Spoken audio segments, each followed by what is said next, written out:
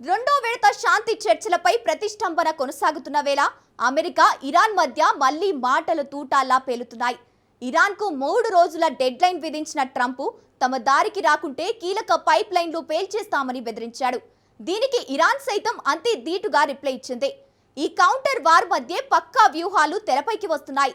పాకిస్తాన్ మధ్యవర్తిత్వంపై అనుమానం వ్యక్తం చేసిన ఇరాన్ తమ విదేశాంగ మంత్రిని మాస్కోకు పంపింది. ఈ పర్యటన లక్ష్యం పుతిన్ను సంధి కుదుర్చమని కోరడం కాదు, అంతకు మించిన రక్షణ లెక్కలు ఉన్నాయన్న అనుమానాలు పెరుగుతున్నాయి.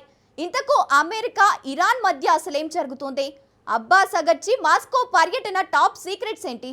ట్రంప్ హెచ్చరికలకు బదులిస్తూనే ఇరాన్ పంపిన ప్రతిపాదనలేంటి? ఆ ప్రతిపాదనలకు ట్రంప్ అంగీకరిస్తారా? ఈ వ్యవహారంలోకి పుతిన్ నిజంగా ఎంటర్ అవ్వబోతున్నారా? Watch this. ఓవైపు మాటల మంటలు, మరోవైపు శాంతి ప్రతిపాదనలు.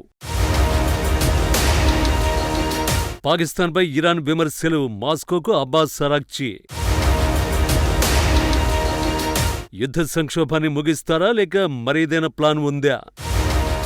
అమెరికా, ఇరాన్ మధ్య పరిణామాలు చాలా వేగంగా మారిపోతున్నాయి. పాక్ను అడ్డు పెట్టుకుని డొనాల్డ్ ట్రంప్ ఆడుతున్న మైండ్ గేమ్ పై ఇరాన్ విసిగిపోయింది. అందుకే అగ్రరాజ్యంతో అమీతుమీకి వ్యూహాలు చేస్తున్నట్టు కనిపిస్తోంది. ట్రంప్ హెచ్చరికలకు కౌంటర్లు, అమెరికాకు ప్రతిపాదనలు, పుతిన్తో మంత్రాల వెనుక ఏదో పెద్ద మైండ్ గేమ్ ఉందన్న అనుమానాలు వ్యక్తమవుతున్నాయి. ముఖ్యంగా అబ్బాస్ అరాగ్చి మాస్కో పర్యటన యావత్ ప్రపంచాన్ని ఉక్కిరిబిక్కిరి చేస్తోంది.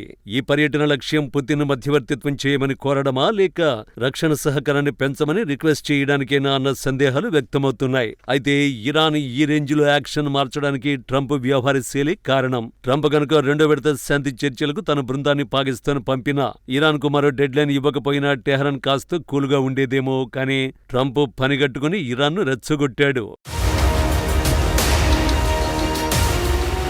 డెడ్ లైన్లు పెట్టడం, తర్వాత పాకిస్తాన్ విజ్ఞప్తి చేసిందని వెనక్కి తగ్గడం. ఇరాన్తో యుద్ధంలో ట్రంప్ తీరు ఇలాగే ఉంది. మొదట ఇరాన్ మౌలిక వసతులను నాశనం చేస్తామని బెదిరించాడు. ఇరాన్ను రాత్రియుగానికి పంపుతామన్నాడు. ఆ తర్వాత ఇరాన్ చమురు క్షేత్రాలు ధ్వంసమైపోతాయని బెదిరించాడు. ఈ 2 సందర్భాల్లోనూ పాకిస్తాన్ రిక్వెస్ట్ మేరకే వెనక్కి తగ్గినట్టు ప్రకటించాడు. తాజాగా మరోసారి ఇరాన్పై బెదిరింపులకు దిగాడు ట్రంప్. 3 రోజుల్లో అణు ఒప్పందం కుదుర్చుకోవాలని, లేకపోతే చమురు పైప్ లైన్లు పేల్చేస్తామని ఇరాన్కు వార్నింగ్ ఇచ్చాడు. కానీ ఈ హెచ్చరికను ఇరాన్ తేలిగ్గా తీసుకోలేదు. ట్రంప్కు అంతే ధీటుగా బదులిచ్చింది. తమ దేశ మౌలిక సదుపాయాలకు నష్టం కలిగించే ఏ విషయానికైనా మద్దతిచ్చే దేశాలపై 4 రెట్లు ప్రతీకారం తీర్చుకుంటామని తేల్చి చెప్పేసింది. ఇరాన్ ఉపాధ్యక్షుడు ఇస్మాయిల్ సఘబ్ ఇస్ఫహానీ ఎక్స్లో చేసిన పోస్టులో ఇరాన్ సదుపాయాలపై ఏ దాడి జరిగినా దానికి ప్రతిస్పందనగా తీవ్రమైన చర్యలు తీసుకుంటాం. దిగ్బంధనం ఫలితంగా చమురు క్షేత్రాలతో పాటు మా దేశ మౌలిక సదుపాయాల్లో దేనికైనా నష్టం జరిగితే సహించేది లేదు. అందుకు మద్దతునిచ్చే దేశాల్లోని అదే మౌలిక సదుపాయాలకి 4 రెట్లు నష్టం కలిగిస్తామని మేము హామీ ఇస్తున్నాం. మా లెక్కలు వేరు. ఒక చమురు బావి అంటే 4 చమురు బావులని ఇస్మాయిల్ సఘబ్ తెలిపారు. ఆ తర్వాత ఘలిబాఫ్ కూడా ఇదే చెప్పారు. తమకు అన్ని ఆప్షన్లు రెడీగా ఉన్నాయంటూ ట్రంప్ చేసిన వ్యాఖ్యలకు Iran parliament speaker MB Ghalibaf counter ఇది.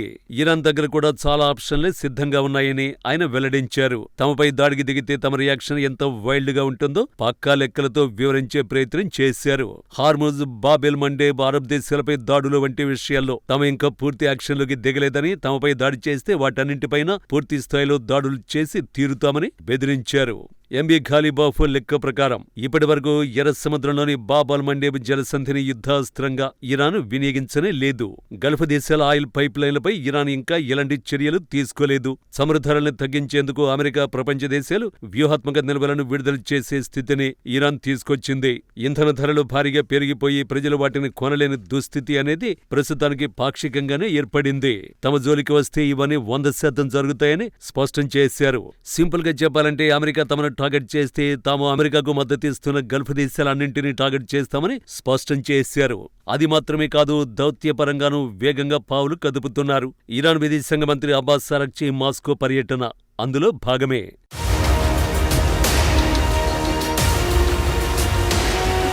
అమెరికా, ఇరాన్ రెండో విడత చర్చల అనిశ్చిత నేపథ్యంలో పాకిస్తాన్ మధ్యవర్తిత్వంపై ఇరాన్ కీలక వ్యాఖ్యలు చేసింది. పాకిస్తాన్ తటస్థ వైఖరితో సమర్థవంతంగా వ్యవహరించగలదా అని ఇరాన్ ఎంపీ, జాతీయ భద్రతా విదేశాంగ విధాన కమిషన్ అధికార ప్రతినిధి ఇబ్రహీం రిజాయి ప్రశ్నించారు. పాక్ సరైన మధ్యవర్తి కాదని, ఇస్లామాబాద్లో దౌత్యానికి అనుకూల పరిస్థితులు లేవని తెలిపారు. పాక్ తమకు మిత్రదేశమేనని, కానీ చర్చలకు సరైన మధ్యవర్తి కాదని రిజాయి అన్నారు. మధ్యవర్తిత్వానికి అవసరమైన విశ్వసనీయత పాక్కు లేదని పేర్కొన్నారు. పాకిస్తాన్ అమెరికా ప్రయోజనాలకు అనుగుణంగా ప్రవర్తిస్తోందని, ఆ దేశ వైఖరిని సవాల్ చేయడాన్ని అస్సలు సహించదని అన్నారు.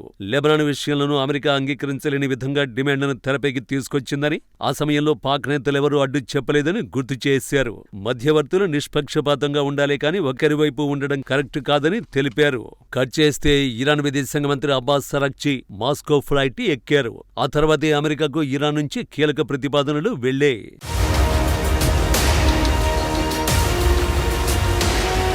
అమెరికాతో యుద్ధాన్ని ముగించేందుకు హార్ముజ్ జలసంధిని తెరిచేందుకు ఇరాన్ కొత్త ప్రతిపాదనలు అందించింది. అమెరికన్ మీడియా కథనాల ప్రకారం గల్ఫ్ జలాల్లో అమెరికా ఇరాన్ ఘర్షణ ముగించేందుకు అమెరికా నేవీ చేస్తున్న ఇరాన్ ఓడరేవుల ముట్టడిని ఆపేందుకు 2 దశల ప్రణాళికను ఇరాన్ ప్రతిపాదించింది.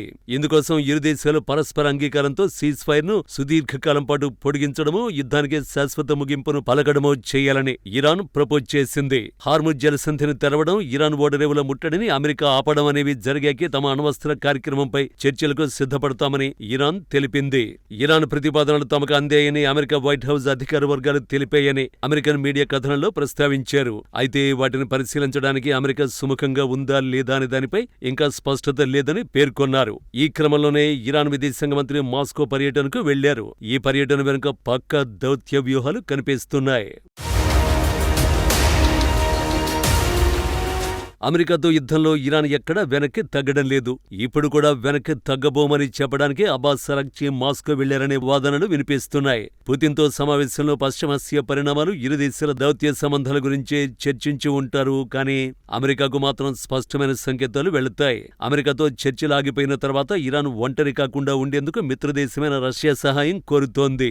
ముఖ్యంగా శాంతి చర్చల్లో రష్యాను ఒక గ్యారంటర్గా, మధ్యవర్తిగా మార్చుకోవాలనేది ఇరాన్ ఎత్తుగడగా కనిపిస్తోంది. చర్చల సమయంలో అమెరికాపై ఒత్తిడి పెంచేందుకు రష్యా వంటి పెద్ద దేశం అండ అవసరమని ఇరాన్ భావిస్తోంది. యుద్ధ సమయంలో అమెరికా, ఇజ్రాయెల్ కదలికల్ని కనిపెట్టడంలో రష్యా ఇరాన్కు శాటిలైట్ ఇంటెలిజెన్స్ అందిస్తోంది. ఈ సహకారాన్ని మరింత బలోపేతం చేయడం, ఆంక్షల సమయంలో రష్యా నుండి అవసరమైన రక్షణ సామగ్రి పొందడం ఈ పర్యటనలో అంతర్గత వ్యూహమని రక్షణ నిపుణులు విశ్లేషిస్తున్నారు. అమెరికా విధిస్తున్న ఆర్థిక ఆంక్షలు, నౌకాదళ దిగ్బంధనం వల్ల ఇరాన్ ఆర్థిక వ్యవస్థ దెబ్బతింటోంది. రష్యా ద్వారా తమ చమురును విక్రయించే మార్గాలపై చర్చలు జరుపుతున్నారు. రష్యా ఇప్పటికే ఉక్రెయిన్ యుద్ధంలో బిజీగా ఉన్నప్పటికీ ఇరాన్ వంటి వ్యూహాత్మక మిత్రుణ్ణి కాపాడుకోవడం ద్వారా మధ్యప్రాచ్యంలో అమెరికా ప్రాబల్యాన్ని తగ్గించాలని పుతిన్ భావిస్తున్నారు. ఈ పర్యటన ఫలితాలు ఇరాన్ అమెరికా మధ్య కాల్పుల విరమణ జరుగుతుందా లేదా అన్నది నిర్ణయిస్తాయి. అమెరికా ఆంక్షలు ఎత్తివేయకుండా ఇరాన్ వెనక్కి తగ్గేలా లేదు. మరి రష్యా ఈ విషయంలో ఎలాంటి పాత్ర పోషిస్తుందో చూడాలి.